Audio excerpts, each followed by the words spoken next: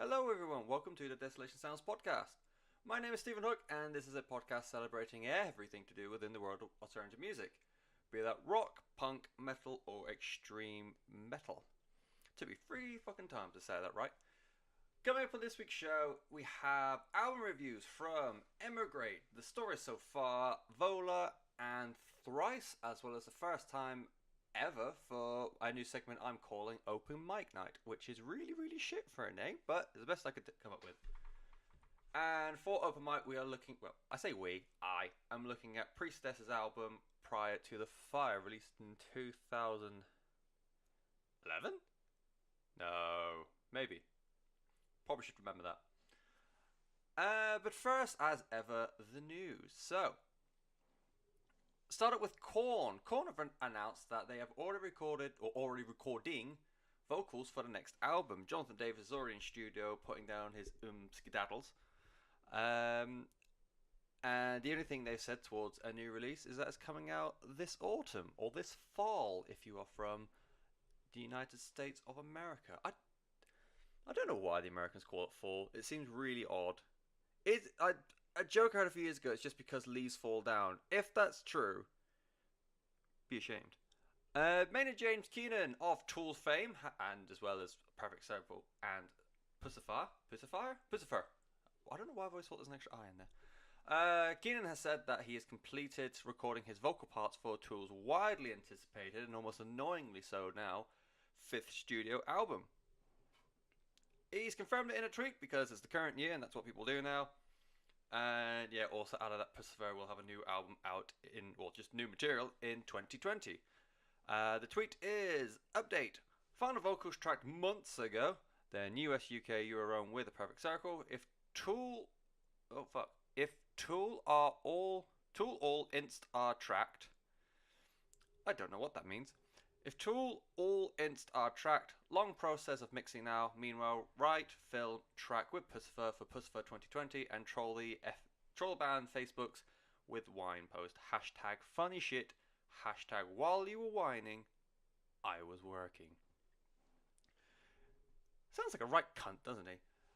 I've tried, admittedly, I've never, gone in on a Tool album. I feel like I should do it. It's on my musical to-do list, but the more I find out about Maynard James Keenan, the more I hear about him, what he's like.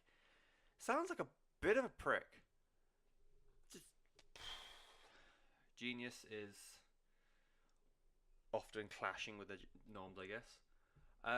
News that I am looking forward to though: Oathbreaker have announced that they will be releasing new music this year as part of the Adult Swim single series, along with vinyl represses of their, I think it was their second album, Rhea. The fucking Rhea was a fantastic album. I think it came out 2017. Everything I said about Mole in My Albums of the Year, and everything everyone keeps saying about Deaf Heaven as well, they are the best of both of those type of bands, just mashed into one with a bit more like a crust punk feels to it. It is so fucking good. And it's quite good to see that they are coming back, because after the release of Rhea, they sort of said, we're going to take a break. I think just they decided to just being burnt out. But the key thing that everyone took away from it is we don't know if we're going to come back. Which, you get most people saying, we're just going to go for a break, recharge the batteries, we'll be back soon. This was a case of, we don't know if we can come back. We are just fucking struggling. But it's really good to hear that they're doing new music. Adult Swim singles can be quite hit and miss. The Baphomet song, Baphomet by Zealanada, that was an okay song. And they did Atlanta by Mastodon. I thought that song was pretty boring, but the single series that they did as compilations a few years back, they were always quite good. They had Waves on there. They had, I can hear the songs in my head. I can't think of the names because there's a lot of indie stuff in there that've all got stupid names. But hey ho. Oathbreaker will be releasing new music. Hopefully a new album on the way. And last but not least, Travis Barker sent Tom DeLonge a nude for Christmas, because if you even look at Blink-182 too long, you don't age. In terms of new music, Perfect Circle have released an acoustic version of A Quick Fix that is going in part with their acoustic EP due some point this year.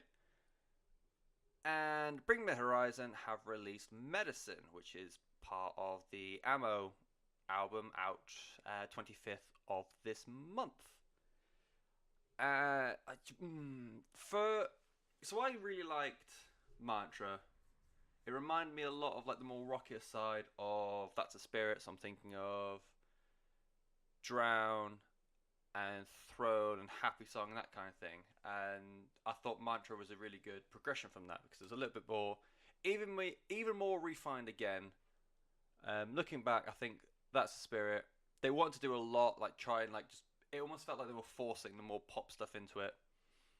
With Mantra, I felt like it was a better like meeting of the two, I guess.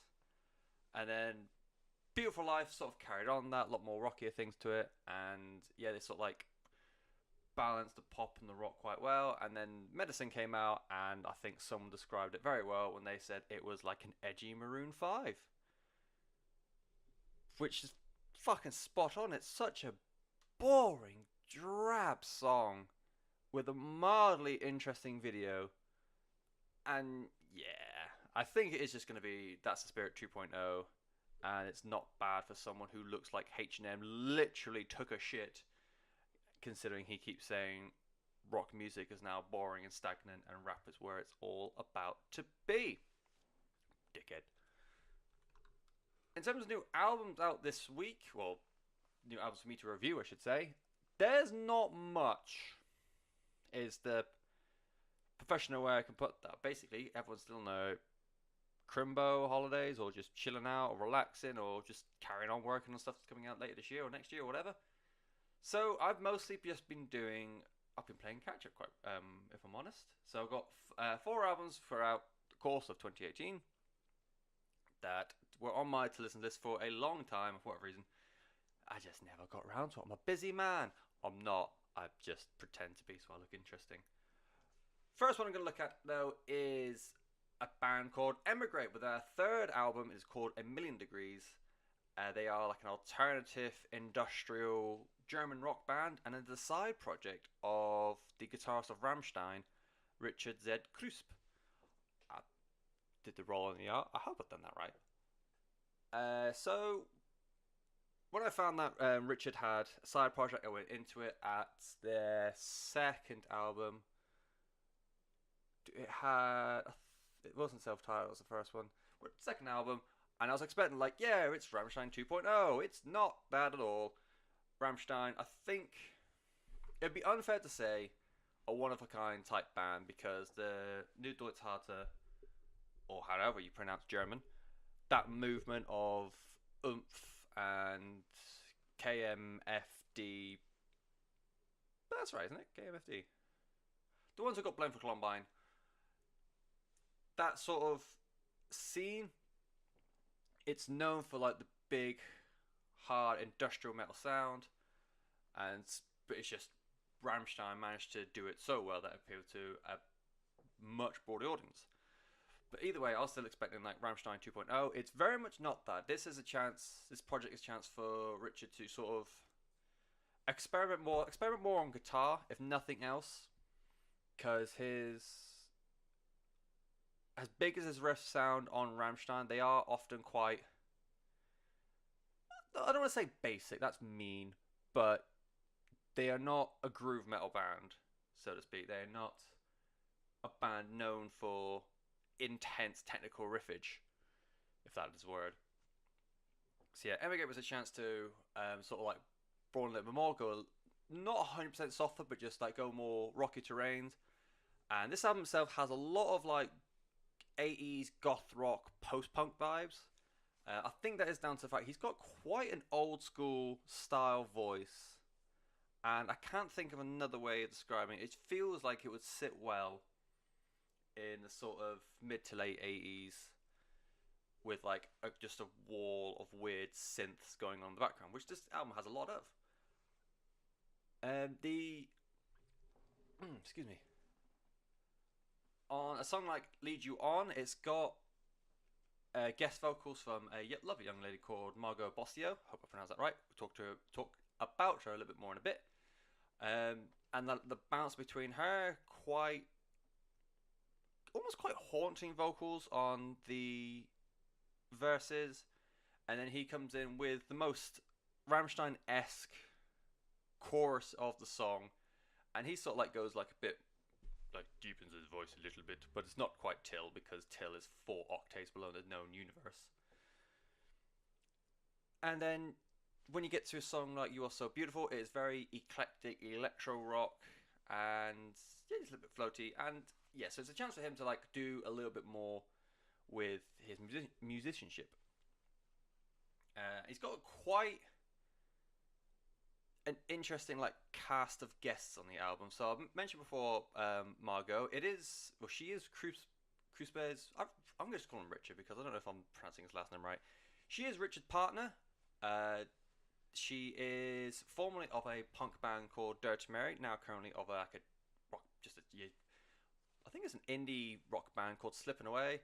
She was on Lead You On, like I said, she's got quite like it's not haunting the same way as Chelsea Wolfe or Mirka or something like that, but just, it sort of like cuts through you a little bit in a good way. Then you've got Ian Dessart and Ben, I can't pronounce your last name, from Billy Talent, for the song, I'm going to call it 1, 2, 3, 4 because I feel like I butchered the German language enough today. And it's a weird one. So it sounds like a full-on pop punk song, just interluded with this massive industrial riff just before the chorus, or like in the pre-chorus bit.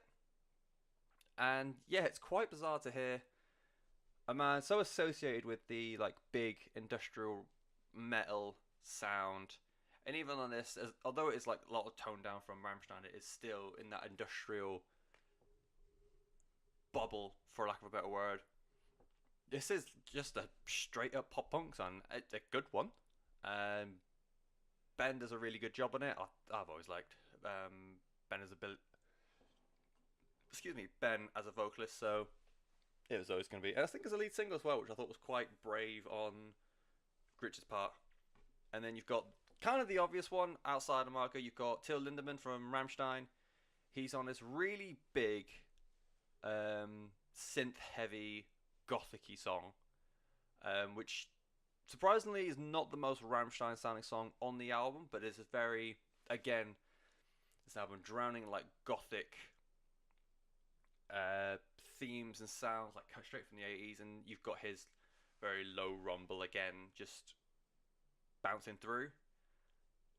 And finally, you've got Tobias Forge, or Cardinal Copio, wherever he's going by these days, from Ghost. And he's on a song called I'm Not Afraid, which is just a very, very, very standard industrial rock song. That's pretty much all I took from it. Rammstein diehards may struggle, like I said, I kind of did when I first listened to him back into the day.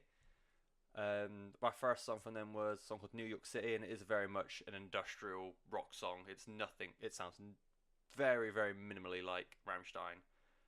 The song Spitfire literally has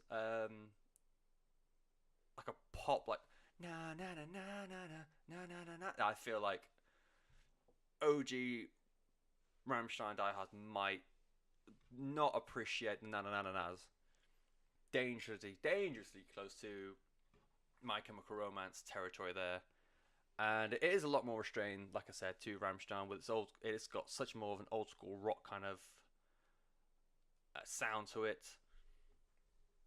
And it's got, like I've mentioned about his guitar playing on this, it is a lot more hook driven, I guess, for a lack of a better term. It's got little like guitar bits here and there. I can't really describe very well without being a guitarist, but it just feels like, because of his project and he can do whatever he likes, but he's just having a lot more fun with the guitar, and he can put in a lot more like weird and wonderful riffs in there, which he couldn't use on Rammstein. And with that in mind, it is quite a fun little album for someone like, I'm not a big fan of like the old school rock sound, but like I said, his voice is very, very interesting. His guitar playing, the fact that he can like expand a little bit more. It's just it just keeps you going basically. Hide and Seek has a fucking great chorus, and it's got him at his best vocally. It's just this big shout at the start of the chorus, and it slowly goes into him like more like calm singing. It just keeps bouncing between that, and the beat throughout the verse is really, really good song. And then you got 1, 2, 3, 4. It's an interesting one for me because for me, whenever you get like a big, because I'll say, let's face it, Rammstein pretty big. When you get like a big artist like that who goes off and does do a solo album away from the main big band, you always kind of feel like this is his thing to do, and then he's just going to bring in mates and say, just sing this part or play this part or do what you want. Whereas with 1, 2, 3, 4, it actually feels, because of how like pop punk it is, it feels like he brought Ben and Ian in and said, come on, let's all write a song, guys. Power of friendship and all that shit. And yeah, I just think this is, it wouldn't, none of the albums I'm going to go for today would have hit top 20 territory, but for what it is, it's a really fun album, this. If you liked, what was I comparing it to? If you remember Device, which is a tall ask, it was the side project of David Draymond from Disturbed. Like I said, as much as he was pretending it wasn't an industrial rock album, which it really was, I find a lot of like comparisons to that. Obviously, different kind of vocalist because David Draymond is quite unique in his vocal approach. I found more latter day Rob Zombie. Again, vocals different, but musically I feel like there could be a lot of comparisons to this. And one of my favourite albums from a couple of years back was Dream Car, which was the supergroup project between Davey from AFI and the rhythm section, basically everyone that wasn't Gwen Stefani from No Doubt. They went together to get this 80s synth-back alt-rock album. It was fucking great. And yeah, if you listen to that, I think, or if you've already had it before, which is unlikely because barely anyone listened to it, if you like that, I reckon you can go for this, and yeah, be a good crossover. Don't know why, but I'm really forgetting to breathe every time I do one of these at the moment. Cool. So moving on to album number 2, it is the 4th album from The Story So Far. It's called Proper Dose. They are an American pop punk band who kind of were part of that early 2010 or 2010s pop punk renaissance, if you will, along with like Neck Deep and the One Years and that kind of thing. And they were always a band where I had heard of them, but I never really went into them. For I think, like with many people, I sort of fell out of love a bit with pop punk when it got a bit too all-time low. And like I said, bands like Neck Deep, One of the Years, Story So Far, they sort of like started bringing it back and gave it a bit more legitimacy and made it a bit more listenable. After the last album, which I think it was self-titled, the last one, the Story So Far frontman, I can't remember his name. I remember just being very California. We'll call him Brandon. Brandon basically said he just had to step away. He went kind of recluse, excuse me. And yeah, I think it was down to like I feel bad if this isn't right, but I feel like I have read this. I think it was down to like pressure being in the band, substance abuse, XYZ. I think it is, now that I say that out loud, it is more substance abuse based on like the lyrics of the song, which I'll talk to in a bit. I should read my notes before I do this. And yes, it's a mild comeback album for Story So Far, and it's nice to have a pop punk album, an out-and-out pop punk album that doesn't sound like the audio equivalent of Angel Delight. There's a lot of edge to it. You can see where the quote-unquote mainstream outlets will like this, as well as all like the more straightforward punk outlets will like this. It's super catchy, really, really like parts of the song are quite earwormy. At least, as I was writing this, at least for the first half, because it kind of like does sort of like split away from itself towards the end, which we'll get to. And in my opinion, which is not something I say a lot, my favourite part, favorite parts of this album are the ballads, which pop punk ballads are notoriously known for being utter tripe. But Take Me As You Please is a really haunting, like he's got a really cool like haunting echo on his vocals. Yeah, if you take away the like what he's actually singing about, just like the vocal execution and the actual music playing, it sounds like a campfire song where everyone's roasting marshmallows and it's all a bit lovey-dovey and happy and it's kind of disgusting. But it's a really, really fun song for a ballad. Same with Upside Down. It's a really floaty, really chilled, laid-back folk rock song. And the song, If I Fall, sort of blends that like acoustic balladry, which, again, not usually what you go for in a pop punk album, with the more traditional upbeat sort of stuff to sort of like a mix of the two ends, I guess. So yeah, the first half of the album, really, really interesting. Really, really like pop punk. Keep This Up is a very like clean, very positive sounding pop punk song.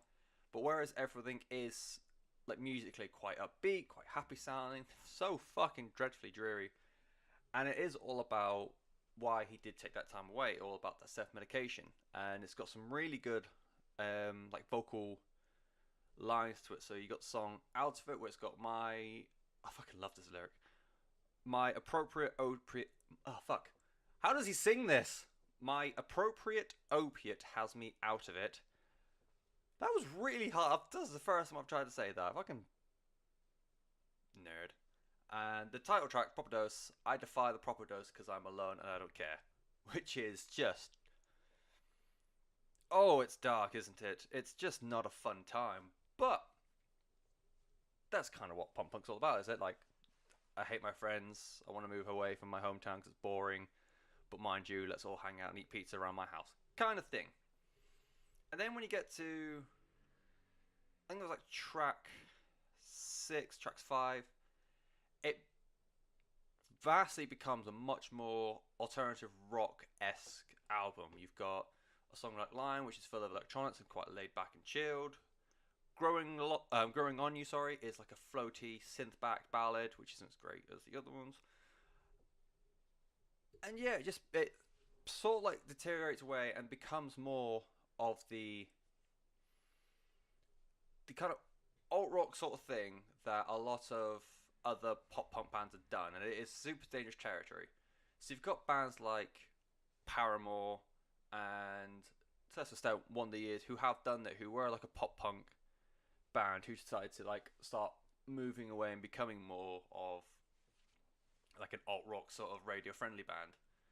And then you got All Time Low, which managed to do it for an audience, do it quite well. For me, I don't like it at all. Good Charlotte did it for a bit on Cardiology and it fucking bombed. And then you got Fall Out Boy, which can fucking fuck off. It has been done, but it's every time they do it, it's always a case of but it's Marmite music. So One of the Years is a really good example. One of the podcasts that I listen to, it's hosted by a couple of guys. One person said the Sister Cities by One of the Years, because it is a lot more of an emo album as opposed to a pop punk, he said it was the most disappointing album of 2018 for him, whereas one of his co-hosts said it was in his top 20 for albums of the year because it was so good. It's very much, and my opinions on Fall Out Boy are not hidden. So yeah, it's dangerous territory, and I think what they did, the final song, Light Years, sort of blends the alt rock of the second half and the pop punk of the first half, and what sort of brought them here, and sort of like combine it together to try. It doesn't feel like they're trying to cover all bases, but it's kind of what it looks like. And yeah, it's just for that kind of like style of music. It is you are always going to split your audience, and it's not the worst I've ever heard. I'm a sucker for One of the Years, so I wouldn't even say it's the best one I've ever heard, but it's still a very interesting album. Like I said, for whatever reason, I really, really enjoy the ballads of the song, and out of it, yeah, that appropriate opiate line is fucking great. I think if you are a fan of Paramore and what they did, going from like pop punk into more like I wouldn't go as far as to say After Laughter. The album, the self-titled. I don't think there was one in between self-titled and After Laughter, but yeah, I think if you really enjoyed Paramore's self-titled album, I think you really go for this because it is that like fine line, or like you can see where they are starting to bridge that gap between what they've done before and what After Laughter end up becoming. Same again for Blink-182. If people were a big fan of Neighborhoods, which I think a lot of people like me, they were fans when it first came out, and then when they sounded a bit more, and then eventually when California came out, it was a case of it's not as good as it's not as good as I thought. Tom DeLonge is a bit of a nutcase, and a more modern comparison is Forever Came Calling, which is a really good pop punk band who are so on the line between the all-time low and the OG Story So Far sound. It is unreal, but yeah. Blink-182, Paramore, Forever Came Calling. That was Proper Dose by The Story So Far.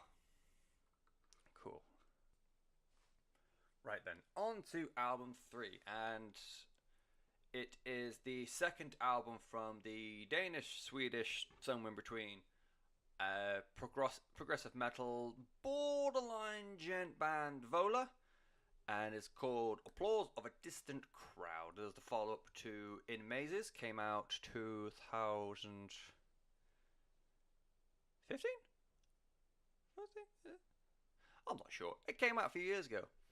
And it was one of those albums where, when it first came out, I feel like it kind of got missed. And then either a certain publication or a re-release sort of turned everyone's minds back onto it. And that's when everyone thought, oh shit, it's actually really, really good. And I really enjoyed it as well. It experimented with the traditional gent tropes. So I would describe In Mazes as a more gent album, especially recently when I went back and listened to it. The riffs on songs like, well, the two lead songs, which were Straight as Sky and The Same War, I believe they were called. The riffs in that are very borderline sludgy, but that's just because it's just a heavy impact that they've gone for with the more heavy end of their gent bass guitars.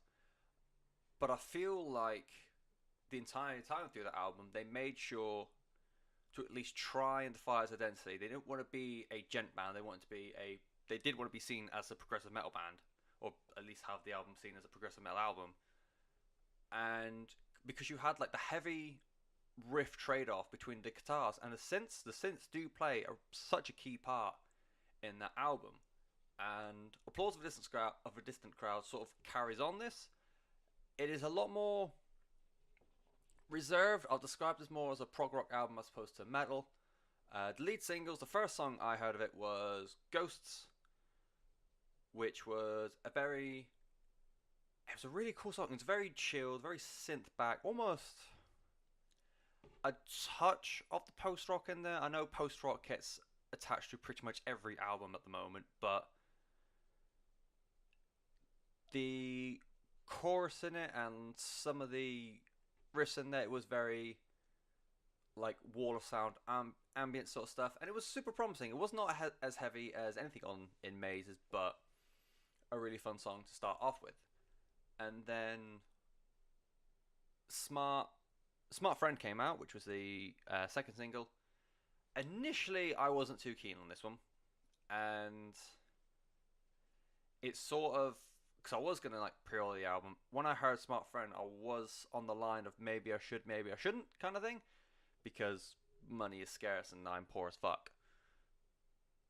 And most because it was a weird, the verses on it, I'll have like this weird rap execution for the vocals and a borderline industrial at times. And yeah, the verses sort of, they were a lot more reminiscent of like the lower cuts of In Mazes, and in the end for me it was saved by the chorus, because the vocalist, and I'm probably going to get this wrong, Asger Maigind, I've been to that part of the world, it's very hard to tell when a G is supposed to be pronounced like a G or a Y, but I'm going to go with Asger Maigind. he's got such a strong voice to him. It is unreal, and to the point where he can say a song like "Smartphone," which I was completely writing off after listening to the first verse. When he came in the chorus and put his went back to his big broad voice, it was a case of, okay, maybe wait for the album, which is what you should always do. You should never judge an album by the first couple of songs. Everyone does it. It's annoying, but I suppose we shouldn't. I do it all the time. And yeah, but it got me more hyped for the new VOLA album. And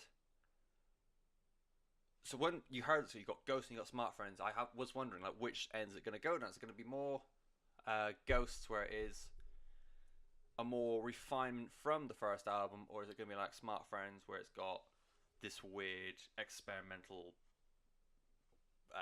veil over it? Ended up going more towards the Ghost side of things.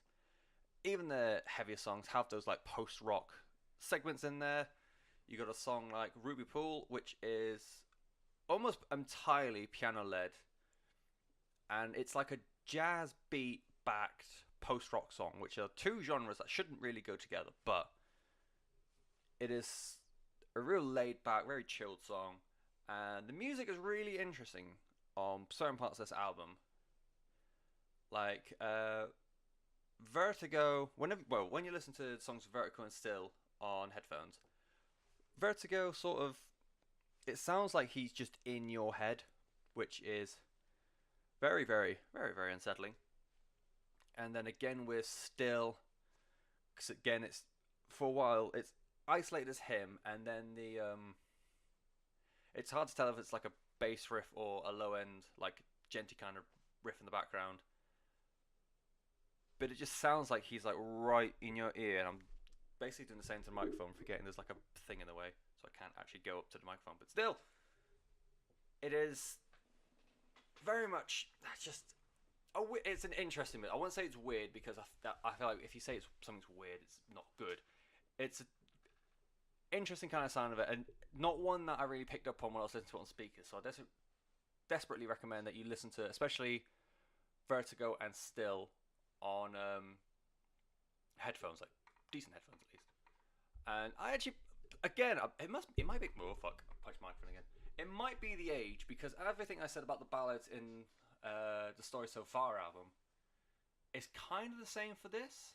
I prefer the more, I keep hitting the microphone every which way, this thing's huge. I really prefer the lighter ends of this. So the post-rocky stuff is where they can be a lot more creative. They can have the more interesting riffs. They can have that better contrast and duality between the synths and the guitars. And overall, I think they can just have better ideas, or they just have better ideas when it is the more prog rock or post rock kind of stuff. When they try to go back to the OG gent kind of sound and the heavier end of things, it seems like they're putting it in to fill a quota that everyone else is telling them to do, which it's understandable. As much as music fans want, as much as music bands want to make whatever they want to make, they always have to have that kind of one ear out for what fans want, because that way they make money, which is a sad reflection on the music business, I believe. I think if you are into the world of prog rock, you will hopefully know of all these bands, but if you are interested in VOLA, I think the best, the recommendation to go for VOLA is if you enjoy Leprous, which I've talked about a couple times before. Really, really big fan of them. Tesseract, their album Sonder, I think sits in the same realm as this. Very post-rock filled prog metal and prog rock. And Devin Townsend, when he was doing a Devin Townsend band, I think Project is a little bit too all over the place. You've got an album like Ghost, which is a very ambient, chilled back post rock kind of album, and then you've got a song like Deconstruction, which is an out and out almost death metal album. I think with Devin Townsend band though, it was a case of he had a more straightforward progressive metal sound, and although he does have that VOLA sound to back it, it's not to the same level as Project. And I don't know much about when he was just doing Devin Townsend, so that was my recommendations. Lip-Press, Tesseract, Devin Townsend band. Any of them, go for VOLA. Applause of a distant crowd. Tea break again. I didn't press pause this time. I'm very sorry, so you might have heard me go glump. Which I know from listening to other podcasts is the worst part, and I apologise. Cool. Time for this week's, we'll call it a main event. And it is a staggering album 10. I did not realise these guys have been going for this long. It is album 10 from Thrice, and the album's called Palms. If you're not familiar with Thrice, they've been going a while, and there's a good chance you would have heard some of their music before. They are like an American experimental post-hardcore band. Oh fuck! They got roped in with a sort of sound as Alexis on Fire, and I cannot remember the name, but they sort of got that like new breed of post-hardcore that came out in late 90s, early 2000s. And I feel like everyone from that sort of era has sort of branched out a bit. So the reason why I say you've probably heard of a Thrice song before is you've had all of the, like the cult album for them is Vaisu. And that had Image of the Invisible, sorry. Invisible or Invincible, I can't remember. It's a good song. It got put on a lot of video games, it got a lot of traction on TV, and it's a big, dramatic, post-hardcore song. Then they did the... Is it Art of Alchemy Index, or Index of Alchemy and Art? Which was 2 double albums based on the 4 key elements. So it was Earth, Wind, Fire and Water. And the big song from them, the song that first got me familiar with Thrice, was Come All You Weary, which was like a low-end, arty, folk rock song, which was fucking great. I love that song. I still listen to it quite a bit. And everyone was like, it never got further than that for me, if I'm honest. And I saw that it split up, and I was like, oh well, never mind. Saw that Reformed, and saw that they released the album To Be Everywhere Is To Be Nowhere. I thought of like, I'll give it a bash. I'm a little bit older, so I dedicate a bit more dedicate a bit more time to music these days anyways. Let's give it a bash. And I thought that album was really, really good. Excuse me. You had songs like Blood on the Sand and Black Honey. They were strong, really catchy post-hardcore anthems. They still had the experimentation that they were starting to like really, really get into towards the tail end of before they split up, but it wasn't to the end of the Alchemy Index or whatever it was called. They were still melodic post-hardcore songs where everyone just shone through on it. So yeah, this is their second album since reforming. Like I said, it's called Palms. The first song released of it was called The Grey, and for whatever reason, it just was not as immediate for me. I feel like it appealed more to like the old school diehards of Thrice, because it had the opening riff on it was very much, I don't want to say technical because I don't think that's the wrong word, but it's very, I don't even know what the right word is. It felt like it came from a 90s and early 2000s post-hardcore album. It was quite dissonant, even though it had like very, like Dustin's quite, I don't want to say, again, I don't want to say reserved, but quite like pulled back vocals on it.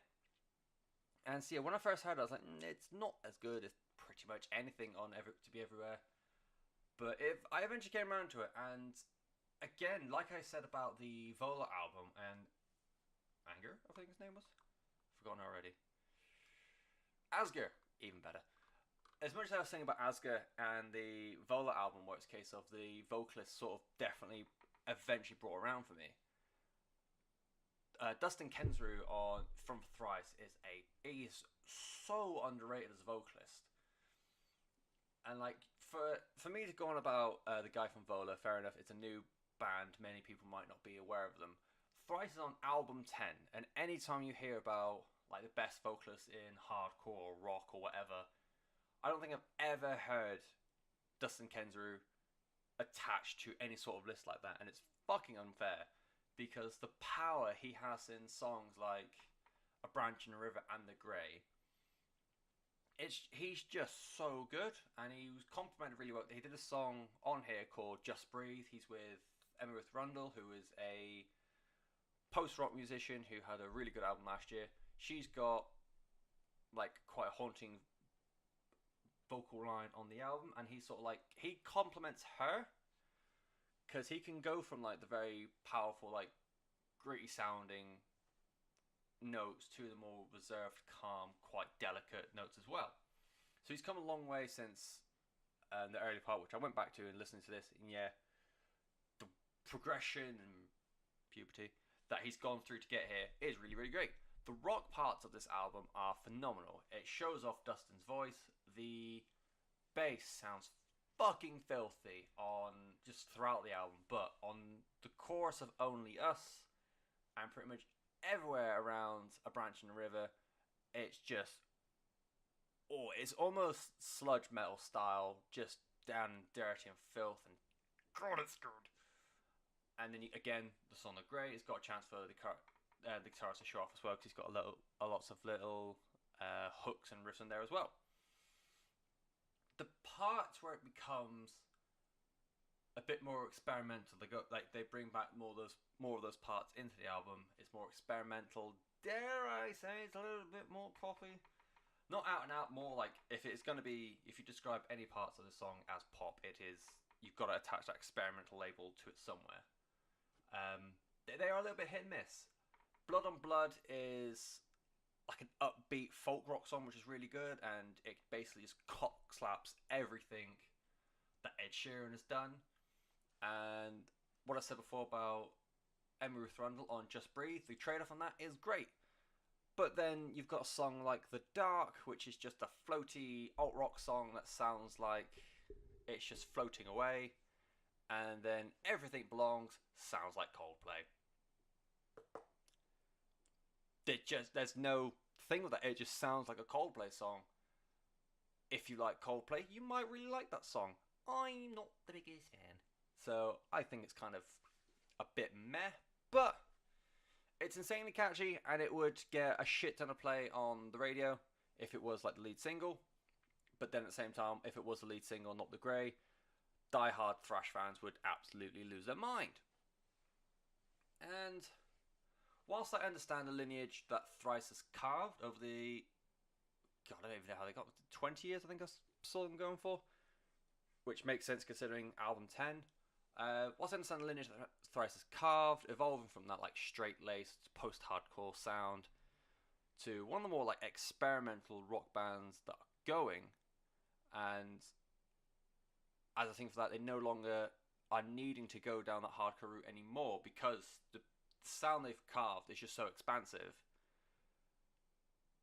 For me, they've got the hits, like I said, Image of the Image of the Something, and Come All You Weary, and I really, really enjoyed To Be Everywhere Is To Be Nowhere, and apparently that's now my go-to for a post-reunion Thrice, which I'm alright with. This Palms just doesn't do it for me in the same way To Be Everywhere is.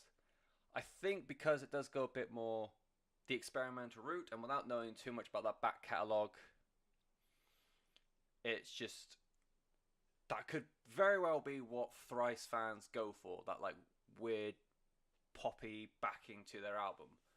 But for me, I thought To Be Everywhere is a little bit more straightforward rock, and yeah, that's my go-to.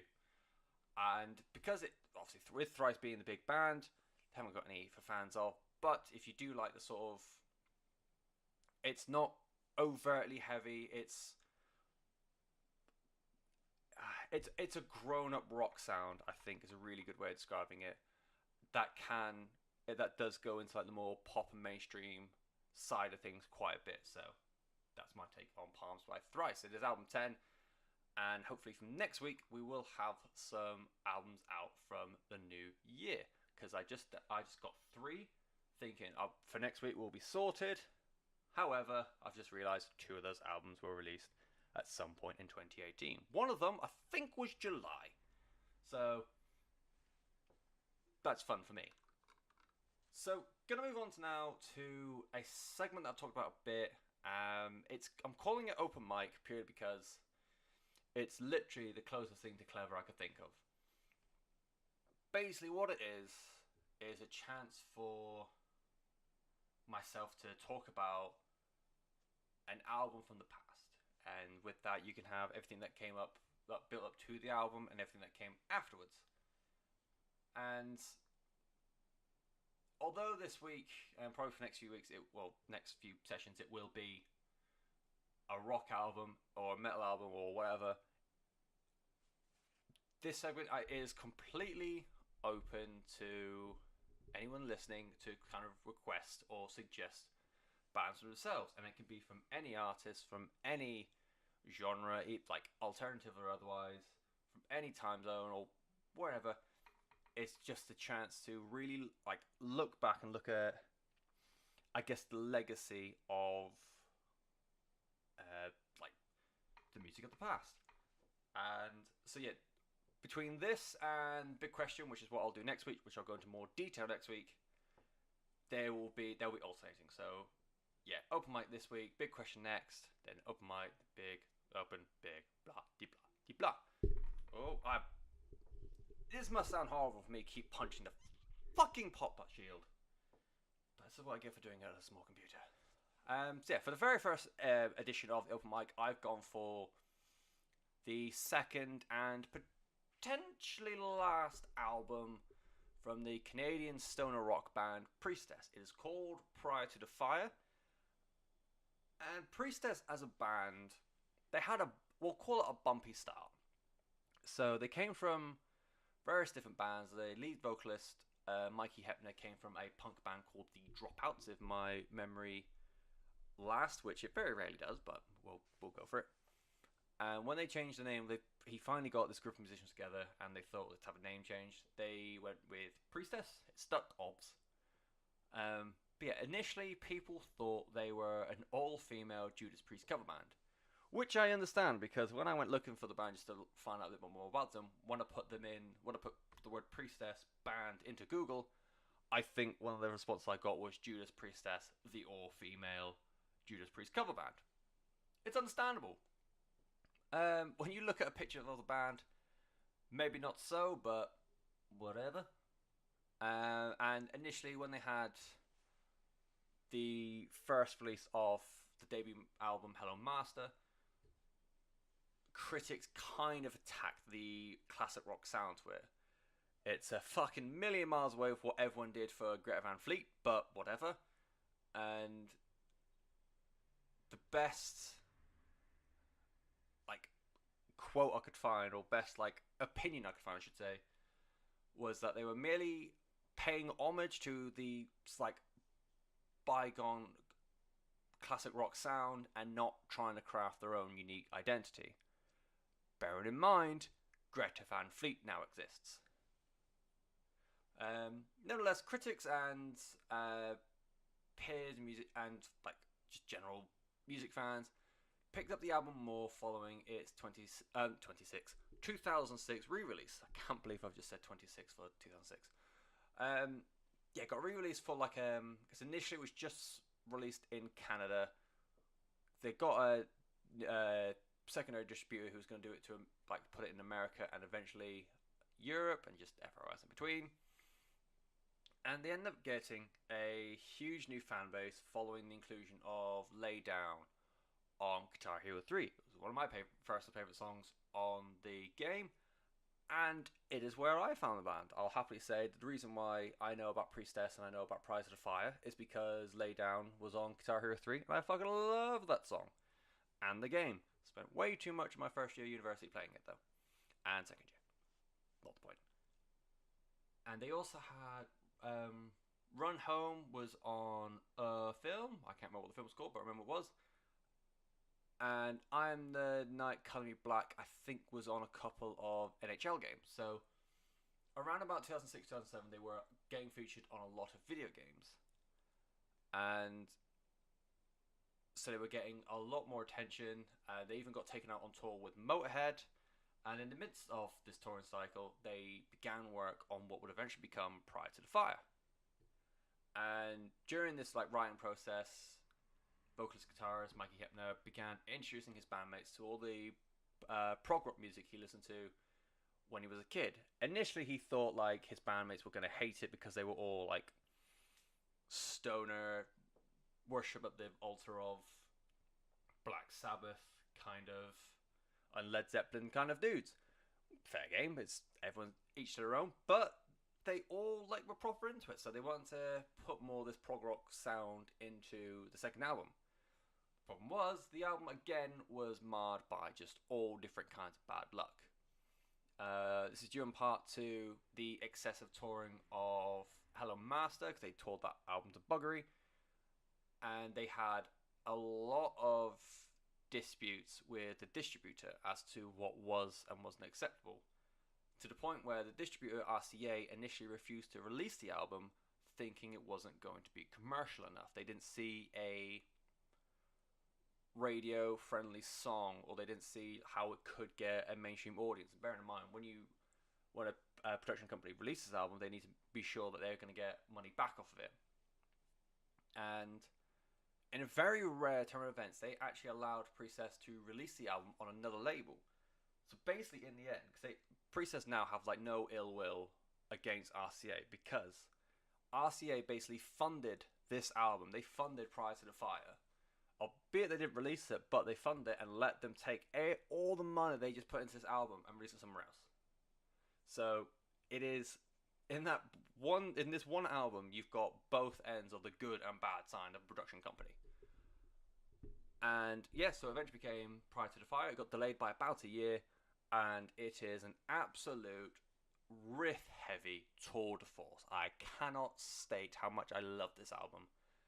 For a style of music that I never usually go for, I cannot consider my fan of the stoner rock movement outside the main ones, obviously Queens of the Stone Age. You don't even do stoner rock that much anymore. I can't actually go beyond that. I can't say there's an album. It's more just the odd song here and there from You Need a, and the guys who did Mississippi Five Story Johnson, something like that. It is very you can tell it's very much a case of little songs here and there, never the whole genre. But it's psychedelic backed stoner metal, and it does go into the prog rock world at times. The opening of the entire album is this feedback twinned riff that eventually leads into what is part of the song Lady Killer. And the entire way through it is just massive galloping riffs going all the way through. Everything that they got slagged off for Hello Master, they continue to do so good in this album, where the influences and everything that they've grown up with on their sleeve. So you've got Maiden quality melodies and Sideways Attack and Raccoon Eyes. The Firebird sounds like the song Black Sabbath were waiting 30 years to write. And it does cover you can see where they were fans of Maiden, Black Sabbath, Zeppelin, etc. The core, the absolute peak of this album is the vocalist Mikey Hepner. He is on absolute top form for the entire album, but on a song like It Baffles the Mind, his vocals on the chorus, they're so fucking powerful.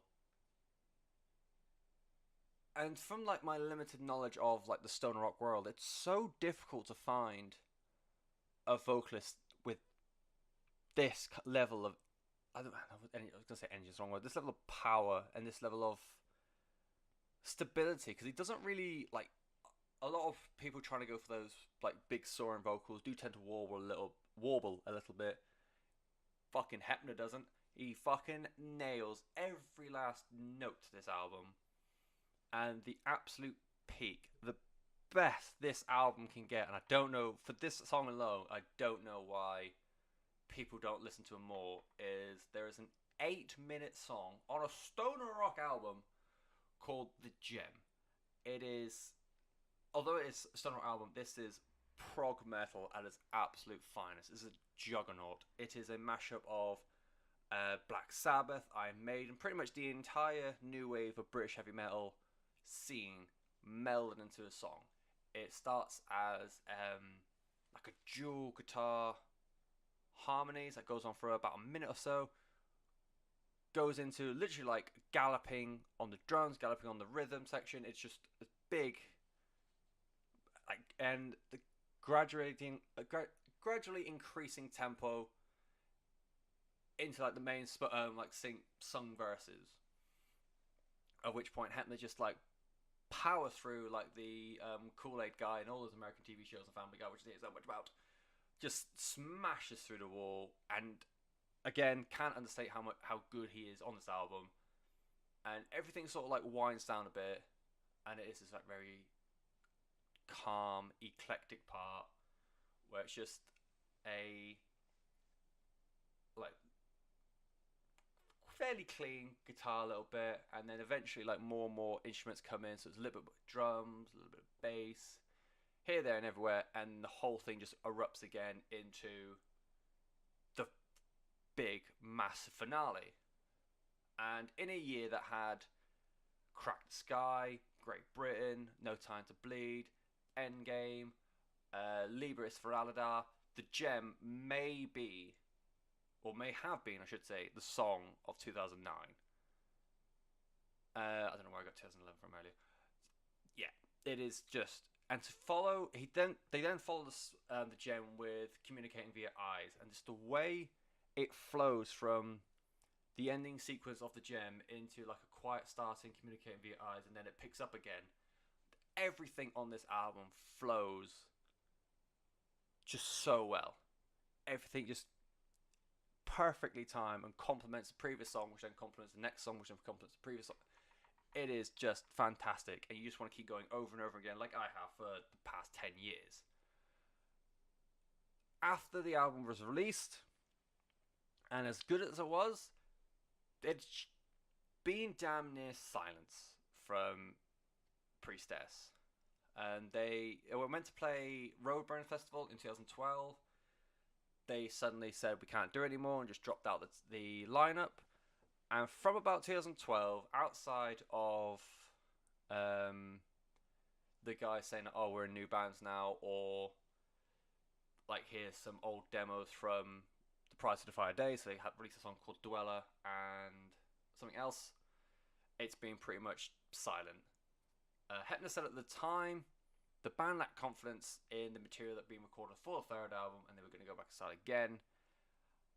And yeah, I think officially they are classed as on hold because no one has really heard anything. It was just going to be a case of we're going to come back when we come back.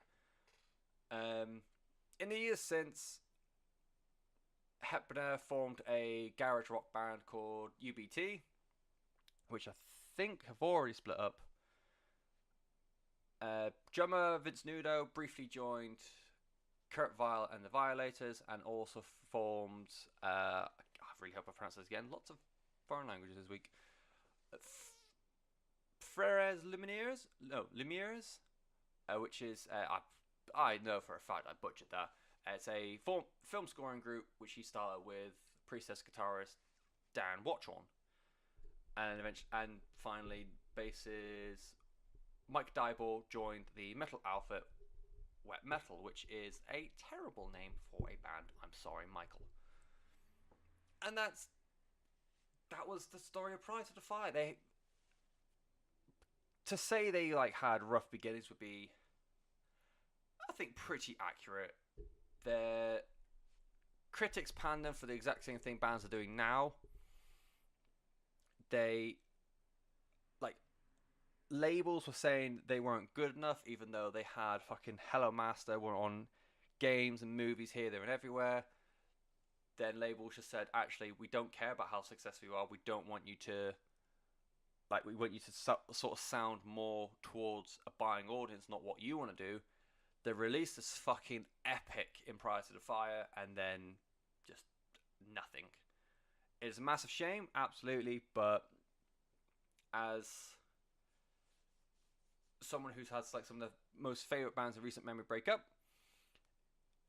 I am very much understanding that the music industry is one full of bad luck and dickheads. If you're interested in Pride to Defy, you like that sort of like progressive stoner rock sound that I've been describing, it is absolutely an album for you if you are a fan of Mastodon, particularly the more recent stuff. So Once More Around the Sun, The Hunter, the album that I can never remember that came in between those two, that came afterwards, came out recently. Nope, can't remember it. But yeah, more latter-day Mastodon stuff. Red Fang, The Sword. I kept seeing people compare the Priestess to The Sword. I thought, nah, no way. Went back and listened to a Sword album. I was like, yep. They are like distant cousins. Yeah, it's a good comparison. So yeah, Mastodon, Red Fang, The Sword, any of them, I think you'll fucking love Priestess if you haven't heard it already. And that, my dear children, was Desolation Sounds for this week. Again, stammers and mic punches and squeaky chairs galore. We'll be back next week with the big question. First time I'm doing that, and it will be centered around a question I haven't decided yet, and just trying to find an album or an artist to sort of like fit that mold. It will be going on all the social media, so you can join in the conversation as well. But until next time, I hope you have a lovely week, or just not shit one, and I'll see you soon. Bye bye.